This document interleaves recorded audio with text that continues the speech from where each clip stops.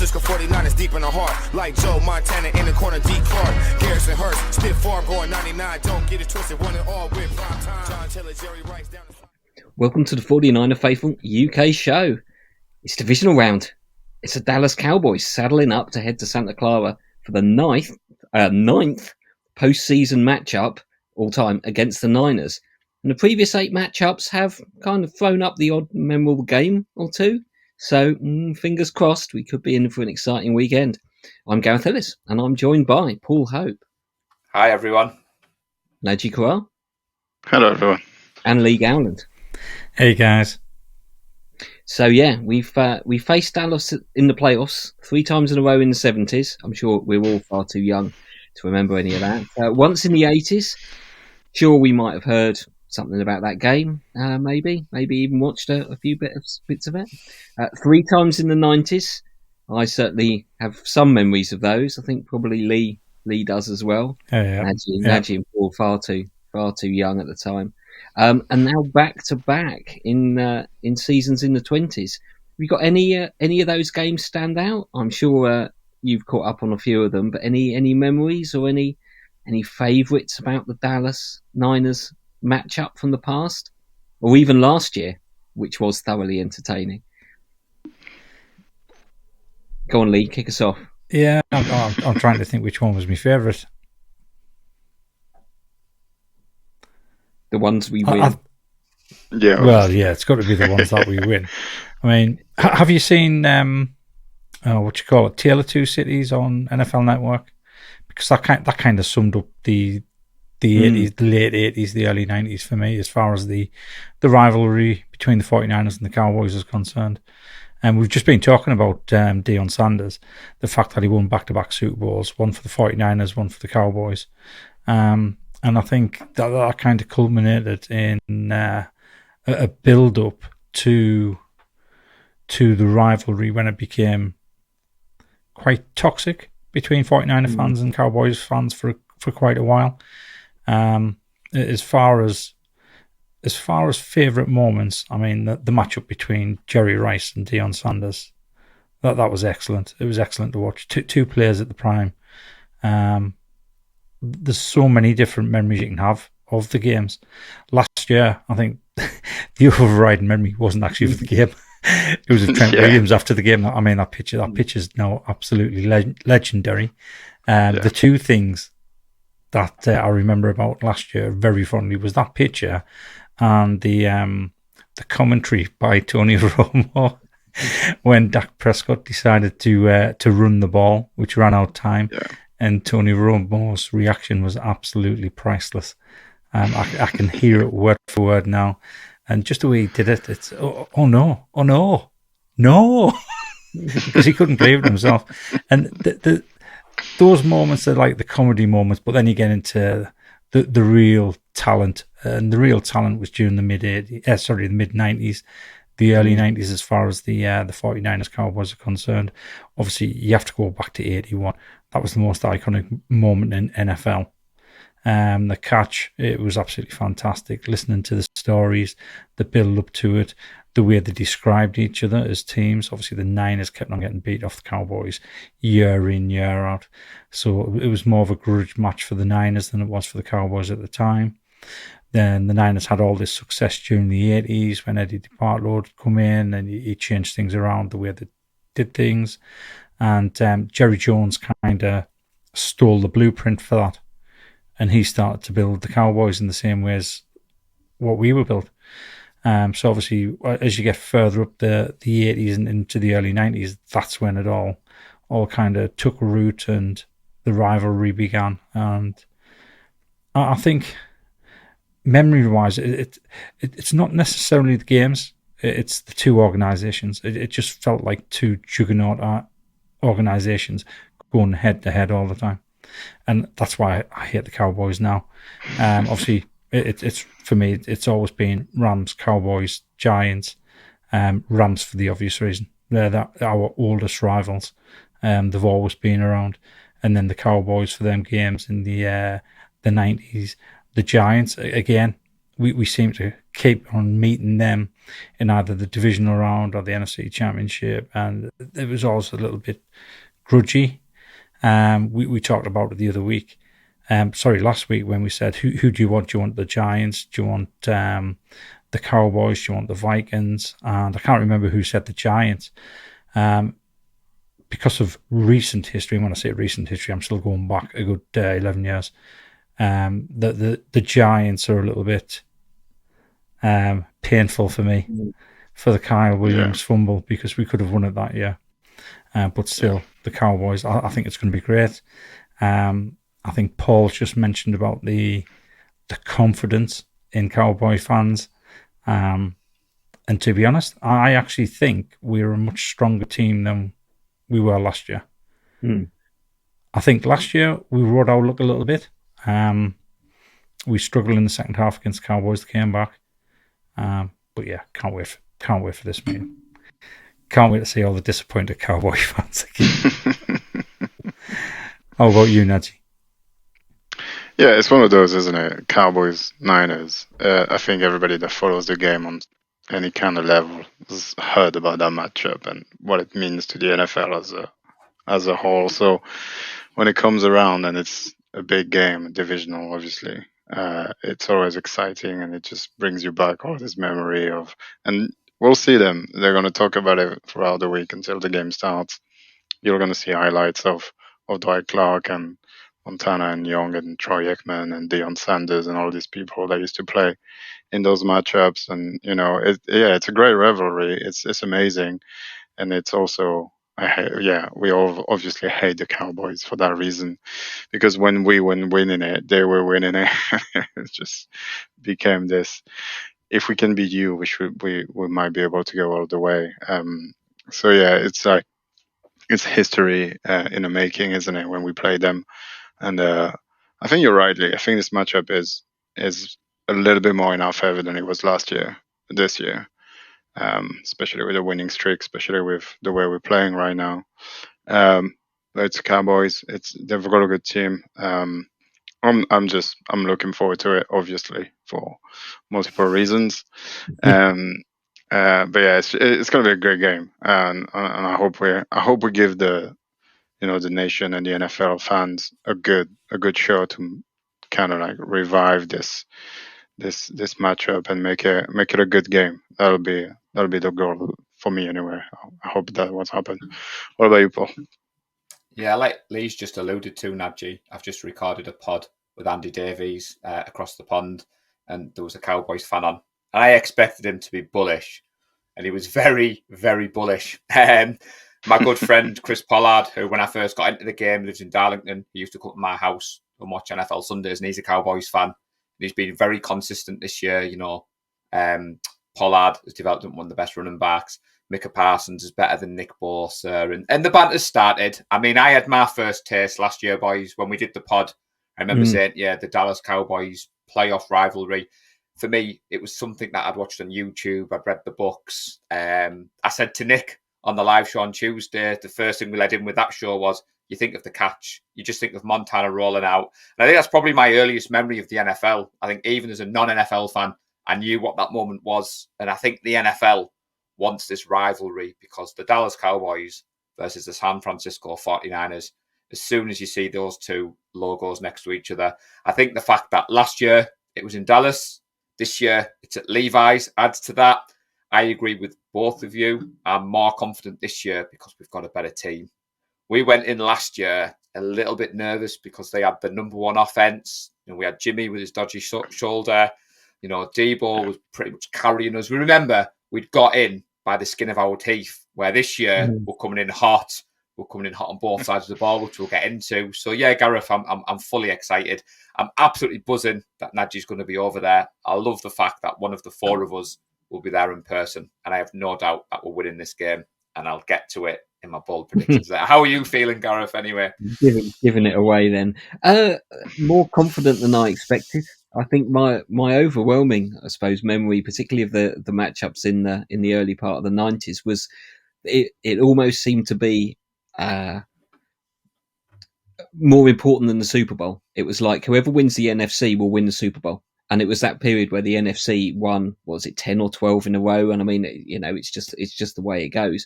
But undoubtedly, the two best teams in the league in those years were meeting in the championship games, not in the Super Bowl.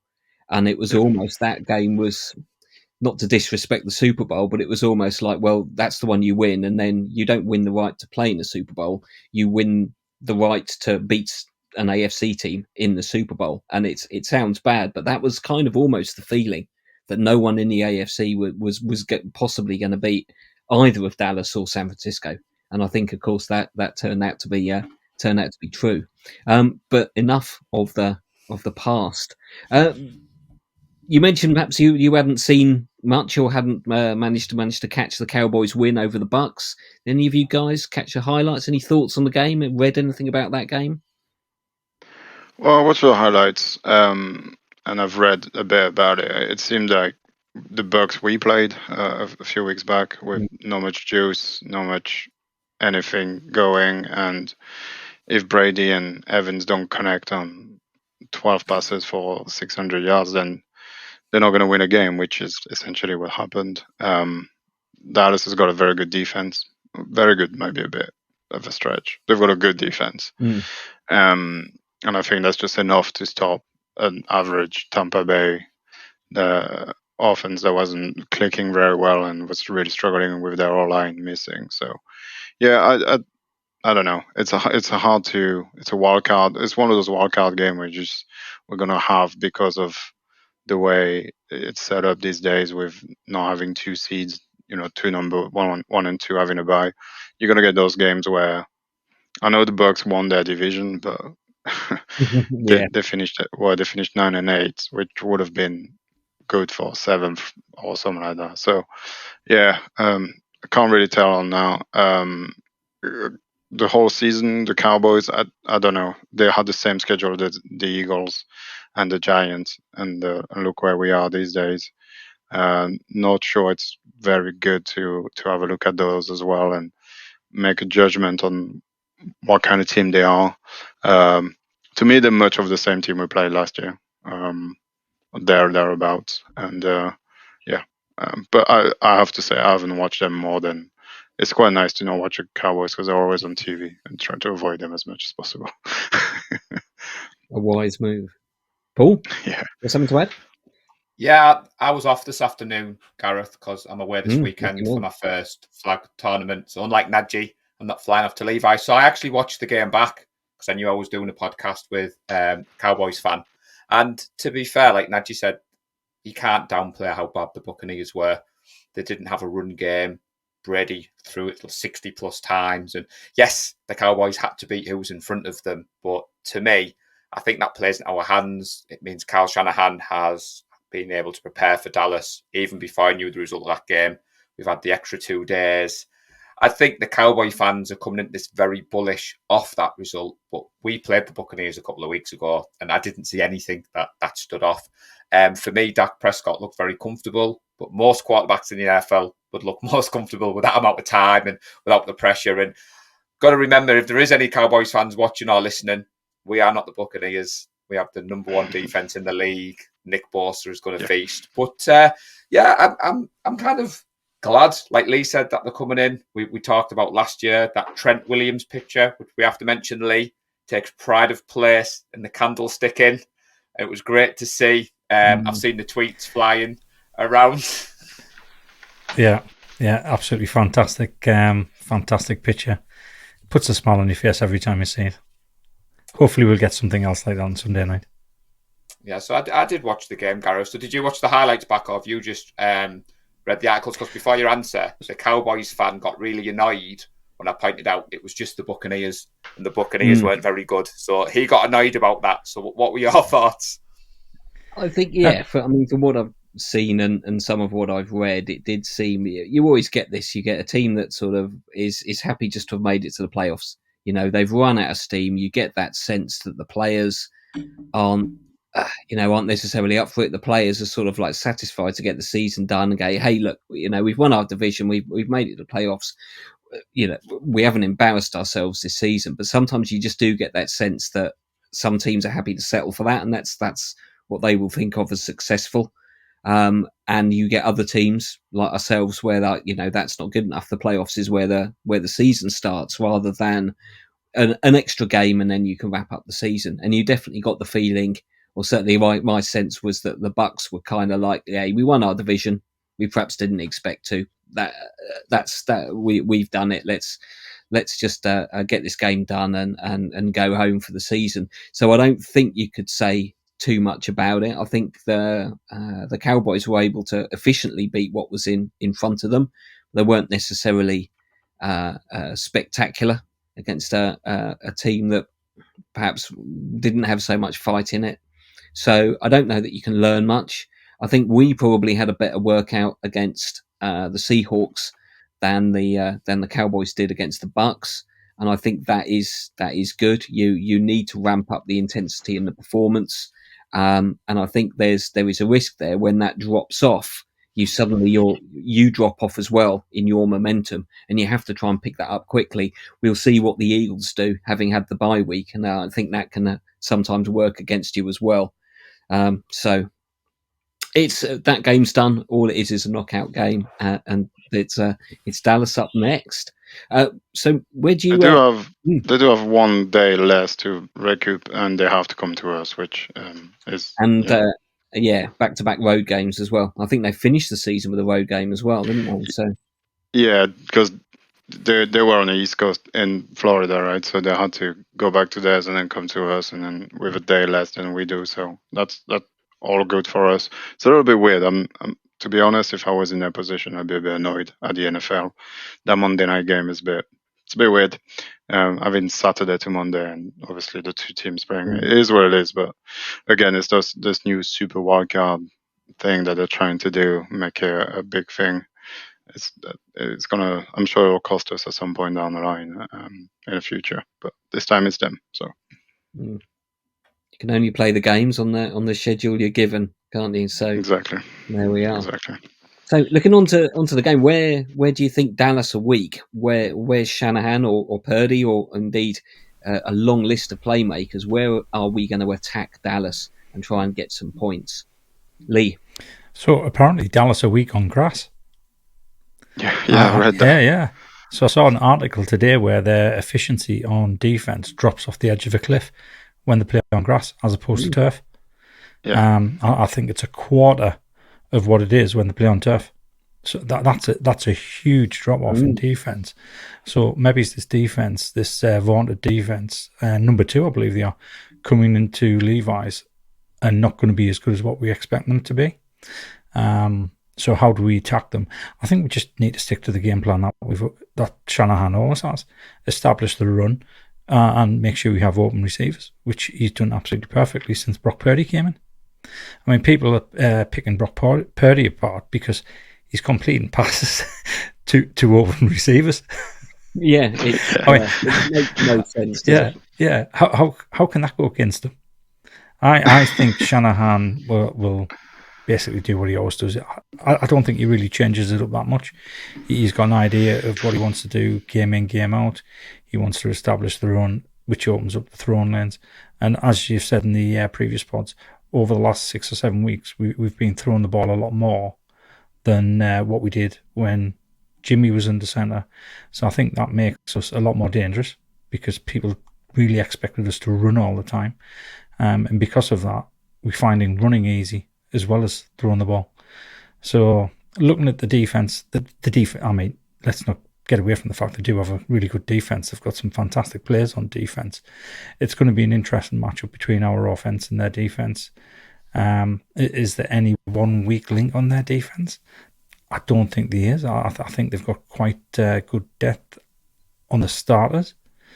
But like I said, once I saw that stat today about their efficiency dropping off on grass, that's got us happy. I needed an evil laugh on my soundboard. I should have gotten one today because as soon as I saw that, I definitely felt as though I need an evil laugh. How were you, Nadgy? Yeah. They've got a good defense. You can't really. You can't. It's hard to say otherwise. And they've got superstars on that defense as well. Obviously, Micah Parsons is one of those guys who's been in a conversation for DPOI. He's very, very good. He's a dynamic player. He's a playmaker. He's a game changer and a game wrecker. So it is definitely him and DeMarcus Lawrence. DeMarcus Lawrence has been doing it for a long time, and he's a very good player too. There's the kind of guys that can change a game and spin it on its head real fast if you don't account for them. But we have a very good O-line, and I'm sure we can handle it. And Purdy's been really good under pressure. So if they want to bring pressure and try and get him off his schedule, like the Dolphins tried and everybody's tried pretty much, it's not working. So I will say I think they're not super suited to stop somebody like CMC. I don't think they have the ability to either rush or cover at the same time, especially quick cuts on the backfield and handling linemen pulling and stuff like that. The linebackers have been old, and Anthony Barr and Van Der Esch are very good linebacker, very serviceable, but it's not Fred Warner and Drake Greenlaw. They're not going to change the game. They're very good at what they do, but not much more than that. And then obviously in the secondary they've got Diggs, but Diggs has a tendency of getting beat fairly easily. That's his thing. He makes people open. I think he does it on purpose, so he can close with his speed and get the pick. He lives for the pick, but that just like half does opens you up to getting beat. So I fully expect Shanahan to take advantage of all that. And it's a little bit like playing the Rams to me, because you got Aaron Donald and a good edge rush, and you got Jalen Ramsey. This is exactly kind of the same. It's a very good D line and a good secondary. And we handled the Rams pretty well for the past 6 years, so I'm sure we can handle the Cowboys maybe even better. So that's my take. What about you, Paul? It's like you were in my head, Nadgy, because Lee had his bit, but I think Gareth, we're going to use Diggs' aggressiveness against him. I think Nadgy's right. Mm-hmm. A lot has been made that it's Dan Quinn going up against Kyle Shanahan, and he knows what Kyle's going to do. Nobody knows what Kyle's going to do. And you mentioned CMC. CMC is the key. The San Francisco 49ers runs more 21 personnel than any team in the league. And I went back preparing for this, and I thought, what happened before CMC? And we just tried to run that ball. And like we've all said, and Lee said it on, since we've got CMC, we've been in that 21 personnel. We actually pass the ball more, but lean on the run at the same time. It's been awesome to see. And I don't think the Cowboys, like Nadgy said, I think they used to stop them one or the other. And again, doing that show, the Cowboys fan, I think he's totally underestimated. He was comparing Pollard to CMC, and I quite liked his confidence, but CMC is an elite. He's on another level. I mean, and yeah, different type of back. Definitely different type of back, yeah. And you're right, Just for the people at home now, 21 personnel is 2 tight end, 1 running back. For the people that don't know, that's what 2-1 means, 21. So if it's 11, it's 1 tight end, 1 running back, and 12 is 1 tight end, 2 running backs. Fairly simple, but yeah. But yeah, you're right. I think we're going to show 21, which to most defense says run, because you got 2 tight ends in there to go blocking, and it's not, and it's CMC going for God knows how many yards. And I think that the addition of him, because before we had Mitchell, and Mitchell, as much as Mitchell was good catching the ball, it's not quite like CMC can do.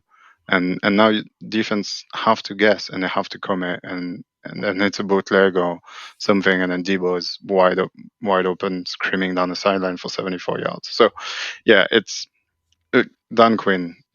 Maybe you know what's coming. You're still not going to stop it. So, I saw an article on Niners Nation by Kyle Posey, to give him the credit, and he called that peak 21 personnel, Nadgy, the death lineup, and that's McCaffrey, Juszczyk, Kittle, Ayuk, and Samuel. And then you go watch the breakdowns on Twitter, and it's like, oh, they're lined up and they're going to go in this formation, and then they don't, or it's going to be this play and they don't. And like you said, Dan Quinn might be looking at the tape, and we've seen it before. Brock Purdy is good at escaping the pressure, and the offensive line has been playing better. So like you said, like people say about us, Nadgy, or if Nick Bosa can't get to the quarterback, it's very same principles for Dallas. And I like that analogy. It's like playing against the Rams. And let's face it, Kyle Shanahan has a pretty good record. And I think that needs to be looked at as well, Gareth. Kyle Shanahan versus McCarthy. I know my money's on. Absolutely. How long after the game does McCarthy get sacked? A Not full very. day? If Couple they of hours? lose bad, maybe on the night. And Nadgy will be I there waving bye. Yeah, I will go by. Yeah, I think he'll be sacked before he gets on the plane at San Jose if they get beat. Maybe, yeah. The presence of McCarthy is one thing, no disrespect to him, but makes me a little bit more confident about the game because you think of that matchup. And I think you're right with the Dan Quinn. There might be, people think, oh, he understands how Shanahan thinks or plays, but he hasn't really seen any insight into how Shanahan is going to run with the personnel he's got. Give Shanahan whoever it was, Devontae, can't remember, and Julio Jones and Matt Ryan, and Dan Quinn's probably got a good idea of what Shanahan will do with those tools, but I don't think he's going to have that much more insight other than watching the game tape the same as every other DC does, and try and piece it together and say, okay, who's he got on the field this time? It's like, okay, can we learn anything from that? It's no. Debo's wide receiver, Debo's at tight end position, Debo's at tailback, Debo's to the side of the quarterback. Okay, well, where's Juszczyk? Where's CMC? Where's Kittle? They're all over the field. They just have this positionless that you I don't know what insight you're going to gain from that. You've just got to try and defend what you've got. And I'm confident Shanahan is gonna find some holes in the Dallas defense. I think they're good, but I think there's some weaknesses there that can be exploited. I think the key is going to be keeping Brock at least somewhat in his comfort zone. If they bring the house and come for him time and time again, and the O-line struggles, that's where I think we'll struggle. But that would be probably my plan. If I was Dan Quinn, I would say try and get off. Didn't we have this conversation 12 months ago about Dan Quinn? Dan Quinn knows Kyle Shanahan. We did. Yeah, he knew him so well. Deebo Samuel was throwing touchdowns. That's how well he knew him. Yeah, true. Yeah, Dan Quinn doesn't scare me. The other thing as well, Lee, in the formation, we've got 4 of our eligible receivers run a 4.4 40-yard dash or better. Speed kills in NFL. And like you said there, pick your poison. Is it going to be Deebo running a 74-yard touchdown? Is it Ray McLeod? CMC going to hit those holes? So I think as well, we can all agree we've got a better team this year coming into this game than we did last year. And we've been averaging nearly 5 touchdowns a game since week 13. And Cowboy fans who may be watching will say, you've played nobody, Paul. We played the Commanders, and the Commanders did all right against the Cowboys when I went back and watched that game tape, Lee. So, yeah. And playoff teams during that stretch. We've played playoff teams, so yeah. Who else is there to play in the NFC other than the games we've got coming? So I don't know. Like you say, bullish fans, we would probably be accused of being the same. So yeah, absolutely. Well, we are. Definitely. We are being bullish now. We are being bullish now. And it's easy to turn around and say, well, we're being bullish because we know we're going to win. Yeah, exactly. The Cowboys are being bullish because the Cowboys are Cowboys. Yeah. There's a confidence there, I think, that we've got better. Dallas seem to be one of those teams that gets to a level and then, it can't get over that hump, and then the next year it comes back and it's not really any better. They've lost a few players. There was the bizarre sort of Amari Cooper. Oh, we'll have to just give him away because suddenly, salary cap. Who mentioned this? And they seemed utterly unprepared and suddenly had to shed players. So once again, they've gone through that process where they were almost there, and then I don't think they're actually any better in the following season. Whereas I think we are certainly across the board, and I'll have to say at quarterback, I think we're better than we were last year. So controversial? Definitely. No, God no. That's easy to see. I think one thing we're better at right now is a quarterback. Definitely. And they lost Amari Cooper. We gained Brandon Ayuk. I don't think Ayuk was quite as good as he was last year. He's definitely better this year in terms of his play. I don't think Kittle was that good last year when we played them. He's better now. And we got CMC. I mean, on top of it, Elijah Mitchell was good last year. And we just needed Debo to beat them last year. So Imagine with 4 more weapons on top of that, and Brock Purdy knowing what he's doing. So, yeah, I feel pretty confident. Well, it's basically their job to stop us, not the other way around. I feel like so. Well, and we're the home team, so And we're the home team. But they've the got to other, come out. And where do you think they're going to attack us? What do you think their game plan is going to be? It's got to be through the air. It's got to be through the It air. has to be. I wouldn't be surprised if Divisional Lenore is picked on yet again. Yeah, I think so. I think they're just going to try and do what the Raiders did and just chuck it as much as they can. And 'cause you can't. The problem is you can't really rely on that too much either, because if Bosa has a game, it's gonna cost you at some point. And but yeah, I think that's what they're going to try to do. And Dak Prescott is pretty good at chucking the ball around. But the problem is, as you said, they don't have Amari Cooper anymore, so it's just CeeDee Lamb and Dalton Schultz. That's the 2 main weapons, and that might be enough to beat the Buccaneers. But is it going to be enough to beat us? I think Mooney Ward's going to be on CeeDee Lamb, and then Fred is going to follow Dalton Schultz around. And then what are you going to do with Gibson and Ofanga and Lenore and all those people? I think that's what we're trying to do with sprinkling a bit of Pollard, because he's had a good season. You can't deny that, and especially with the Ezekiel Elliott looming behind him, he still managed to eclipse him. So but people can't really run against us, and we're really good at stopping now. So they are going to try and attack us through the air. Do you guys think we can handle it? Do you think Lenore's going to have another pick? Did I steal somebody's ball prediction? Not that We'll bad. Sorry, later. I know. I was just going to say that the focus is on Nick Bosa, but King Charles, because I make no bones, I can't pronounce his surname. Remember last year, he had 7 quarterback hits and a forced fumble against the Cowboys, and he's coming into this game arguably playing the best football of his career. So, like you said, Nadgy, they've got to look at Nick Bosa on one side.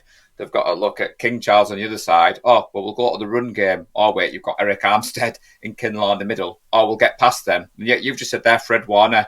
You didn't even mention Greenlaw.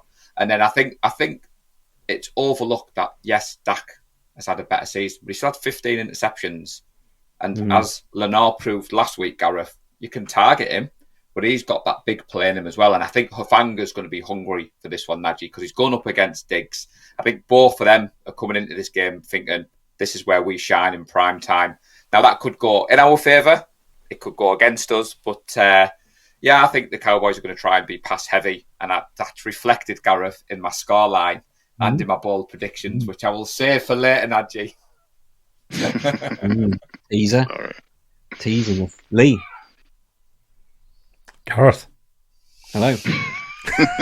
do you agree that they're going to take us through the air? Sorry, do I agree that what?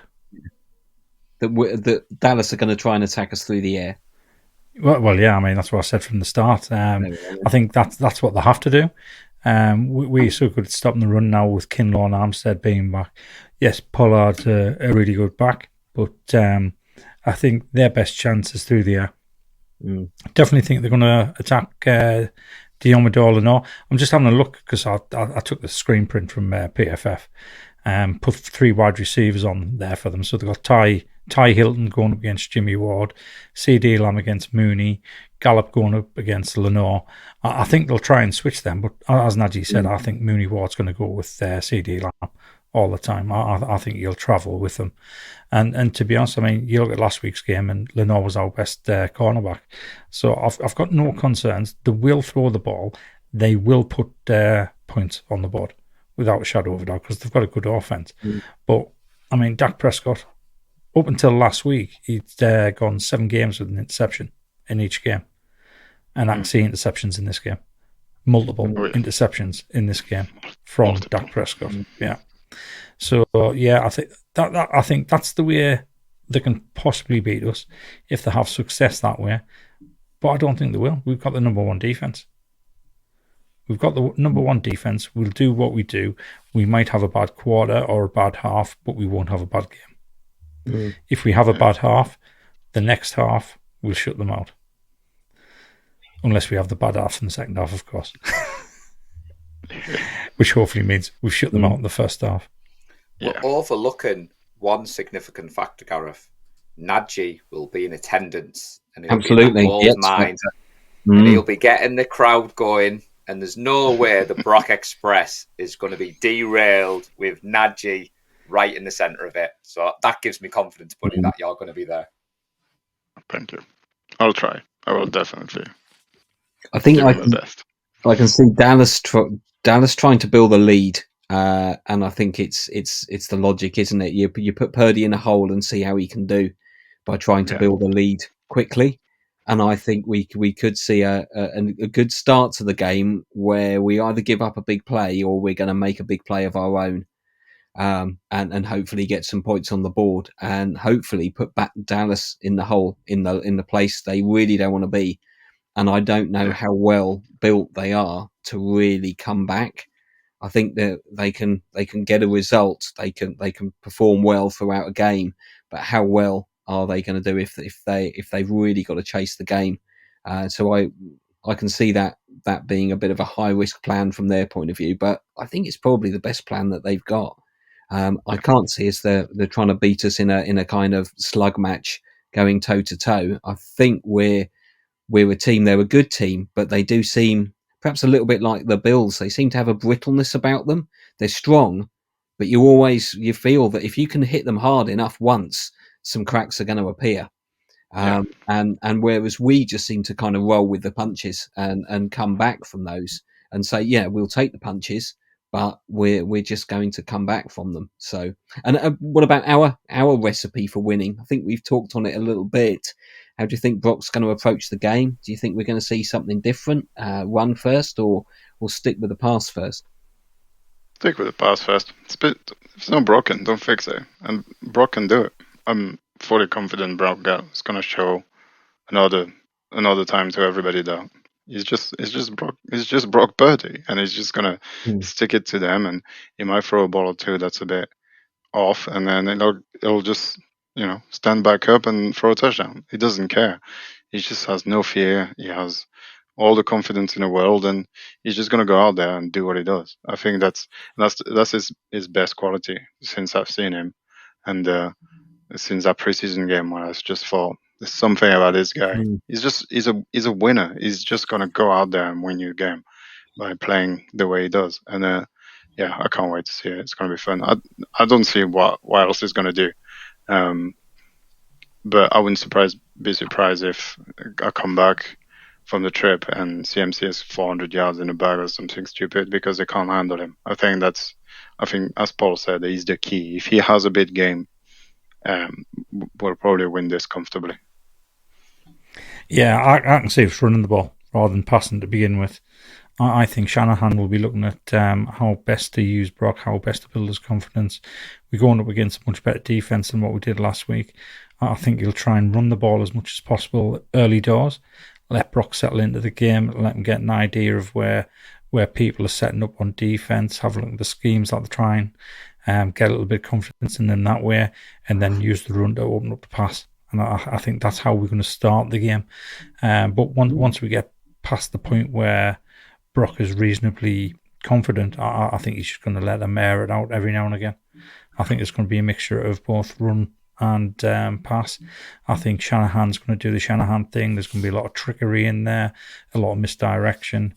I think it's going to be a really exciting game to watch.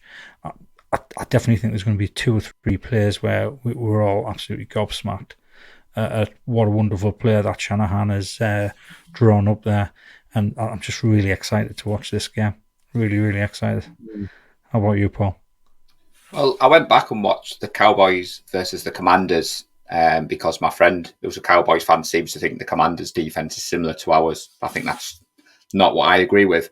And the Cowboys surrendered 151 rushing yards that game to the Commanders. And like you said, Nadgy, we've got CMC.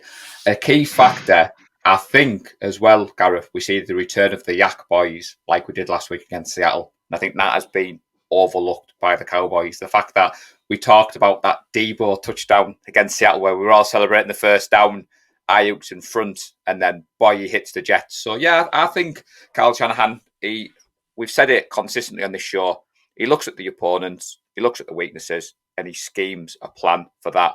And I'm very confident in our coach over their coach. Mistake-free football, which we've been seeing over the last few weeks, as long as that continues. Yeah, We need to be crucial. disciplined, which I believe we have been on the offense. We've said it before, and Nadgy can back me up with playing the game. There's no superstars. There's nobody demanding the ball. We could be sat here next week and CMC's touched the ball 3 times and Mitchell has run the ball home or Kittle scored all the touchdowns. The team want to win. You saw that when Debo ran that touchdown in and Ayuk was celebrating with him. There was no divaness that you see. I believe we've got more talent on both sides of the ball, so I won't go over what the boys have said. And again, I'll repeat it. We've got the better coaching staff, so we're winning this game. We're a better team than we were last year, and the Cowboys are very similar to me. So yeah. To be honest, I think we're going to have a lot of success over the middle. I think once we start throwing the ball, that's where we're going. I think Kittle's going to have a big game, and potentially I think Juwan Jennings is going to have a big game. I think we're going to target the middle if he plays. Yeah, if he plays. I'd agree with that. I was thinking, I'm going to sound stupid saying we're potentially going to be running the ball, but I think what we might do is we'll come out and we'll do something that perhaps the Cowboys weren't expecting. Plus, I think if we can do things like we won on first down, no one would be expecting that. That's for sure. I think if we can avoid and move the play to the other side of Micah Parsons, maybe not throw the ball at Diggs. I think they're both players who have the potential to be a bit overfired up and to think they've got to go and make a play. So there's a potential chance if we just cut them out of the game by what we're doing, they're going to lose a little bit of discipline and start going out to hunt the big play for themselves. And I think as soon as that happens, Shanahan's got them, and it's going to be to Kittle over to the middle. It's going to be to the gaps, and it's going to be to the spaces they've vacated.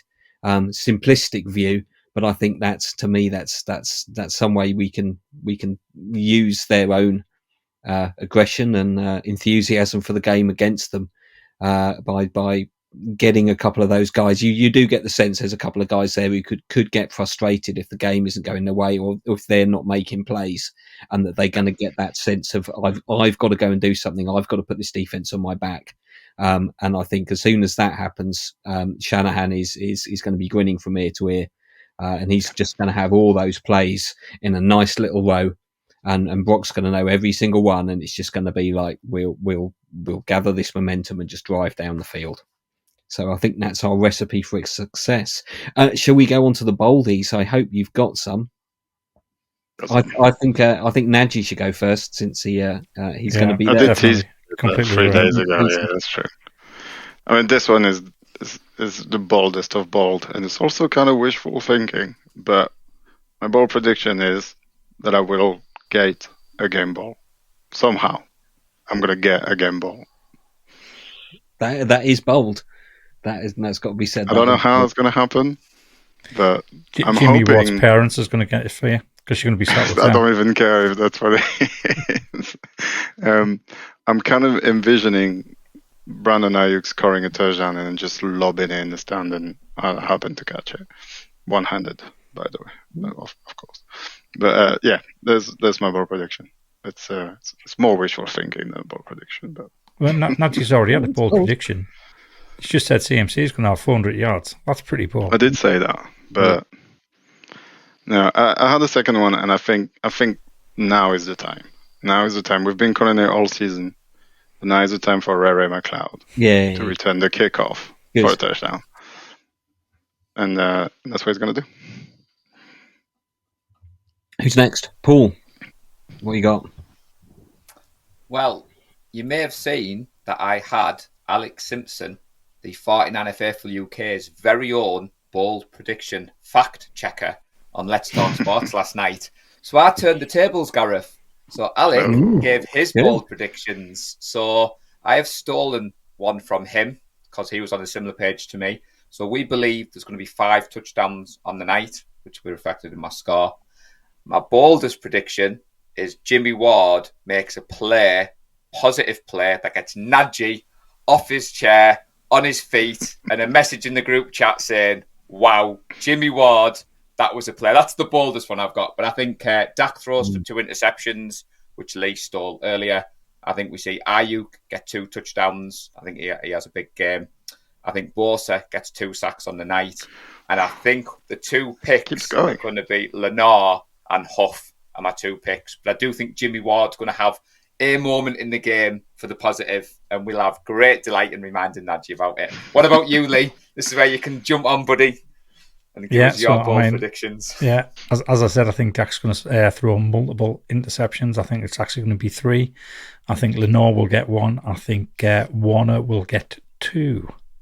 Ooh, so that is my bold All-Pro Fred. 1 for Lenore is not really bold, but 2 for All-Pro Fred. I think he's going to get 2 interceptions there. On offense, I think Kittle's going to go for 150 yards. Nice. How about yourself, Gareth? I'd be happy with that. Well, I did have 2 ints for Dak written down, but I think you've covered that. I actually think we're going to get a chance to see Greenlaw and Warner make some plays. I think they're going to force a fumble each. I think Dak's going to be dumping it down to like Dalton Schultz, and he's going to forget just how good our linebacker core is, and they are going to lay out some pain on whoever comes into their regions, and I can see them popping a couple of balls out from runners and pass catchers. I've actually got the big game for CMC, 150 scrimmage yards and 2 TDs, probably 1 of each. I'm half tempted to put CMC down for a throwing touchdown as well, just for the fun of it. But I think we had Debo throwing a touchdown last year, as I think Lee said. So maybe Shanahan won't want to go there twice. But I wouldn't be surprised. And I could see Jennings, if he does play, being important and potentially getting somebody ejected. Why not? Jennings will get someone ejected for being petulant. Yeah, online Diggs. Yeah. Probably Diggs. Nadgy when he's trying to get on the field to get that ball. Jennings will be like, get off, Nadgy, get off. So, all predictions. Niners are 4-point favourites, which isn't much for the home team, and the over-under I have seen is 46. What have you got?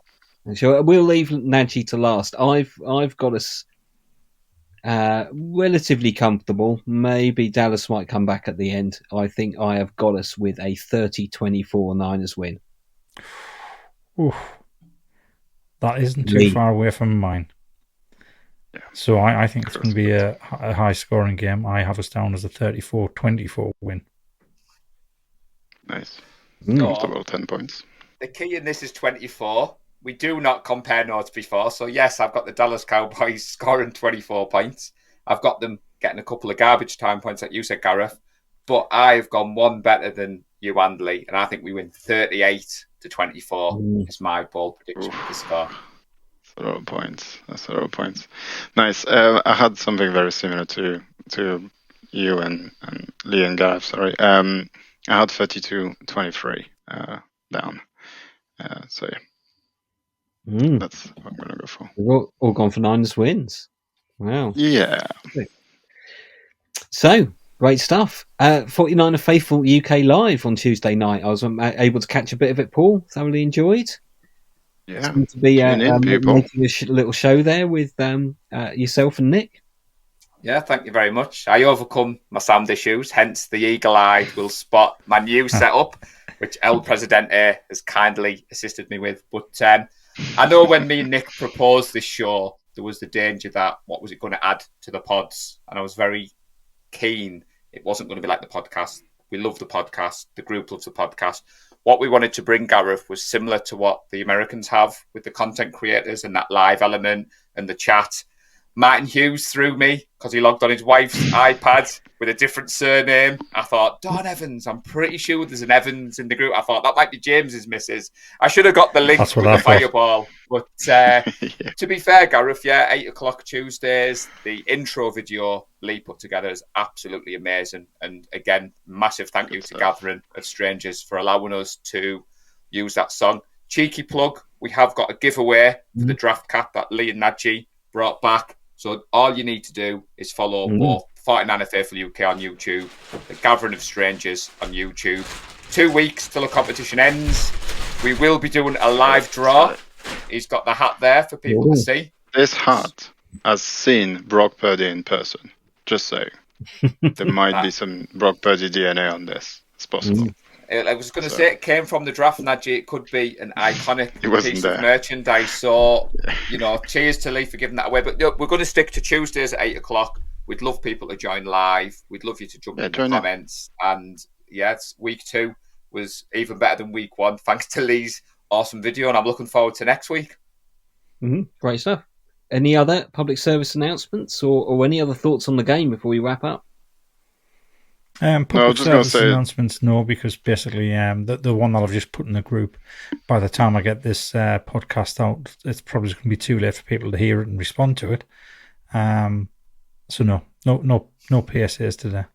That's good. I was just going to say, because we always say at the end of the podcast as an outro, but do go and subscribe and like and share the live show. Obviously, this podcast if you like it. Leave us a comment. Leave a comment on the YouTube video. Apparently, YouTube likes that as the algorithm. Just say, "Oh, I'm just watching. I like it." Doesn't have to be anything fancy.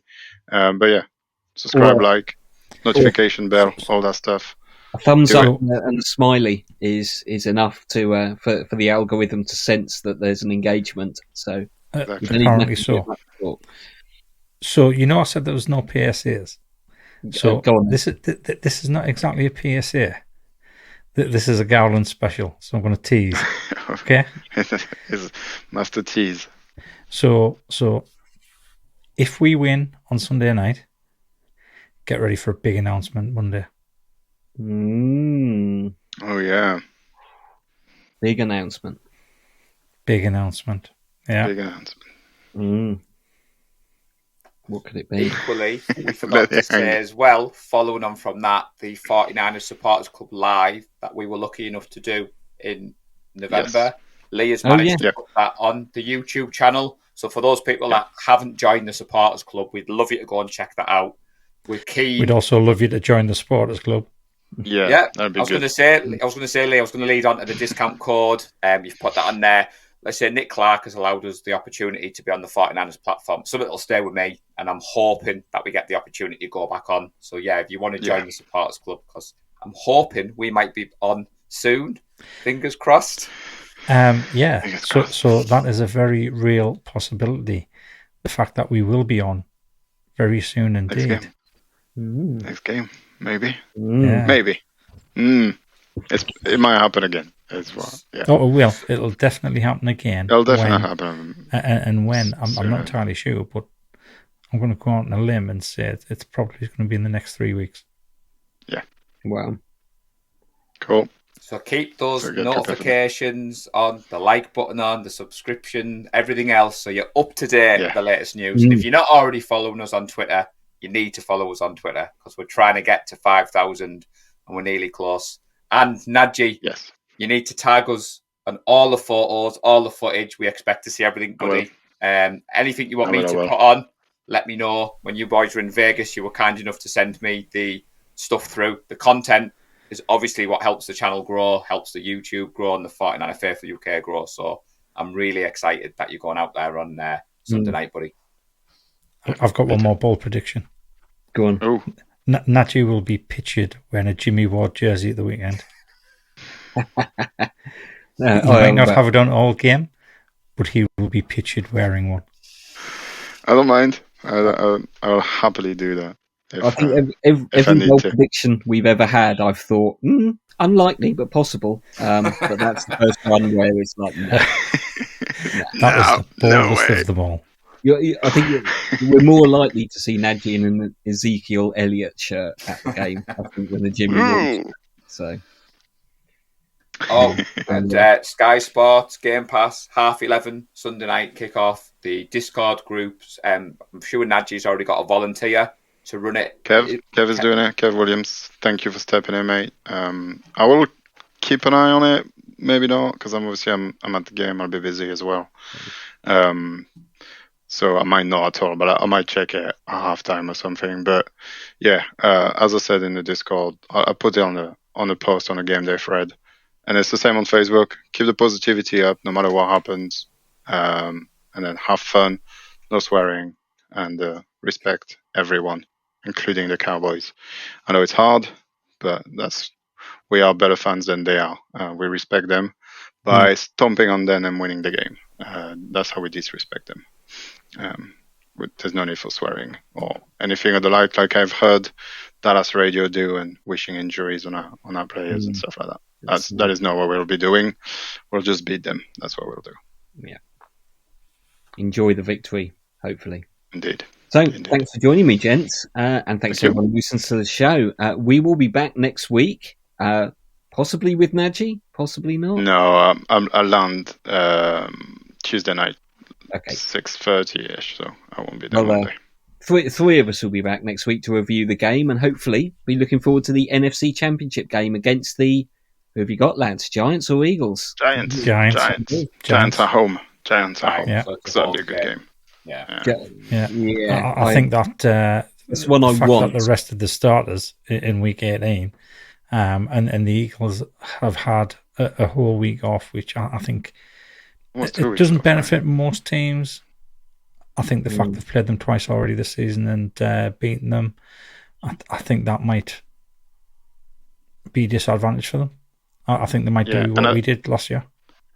I think Jalen Hurts is genuinely in pain. Yeah, I don't think he's he's 100%. 100% at all.